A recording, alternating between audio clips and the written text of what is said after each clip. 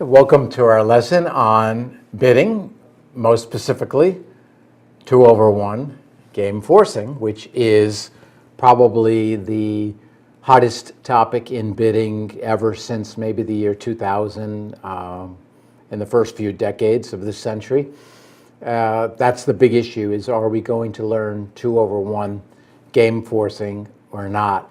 And I, like almost all bridge teachers today, highly recommend it. If you've purchased this video, hopefully this is the time that you will be learning the system. Some of you might already play it, and for those of you, this will be a review and try to help you to be better at it.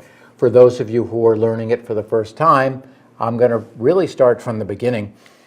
This topic is so controversial in that there are still some holdouts.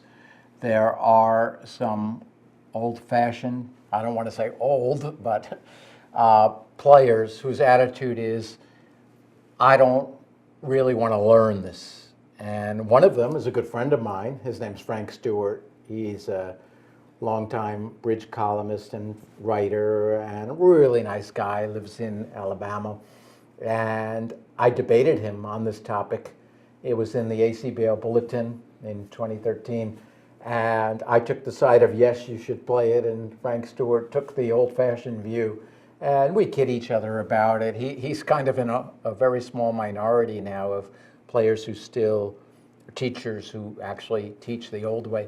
But without trying to offend Frank, I just have to say that when players, students come to me and say, well, Larry, I'm too old to learn something new, I get so sad.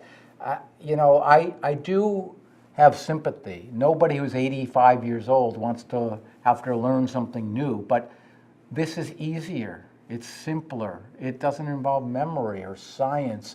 It really is the way to go, and everyone is switching to it.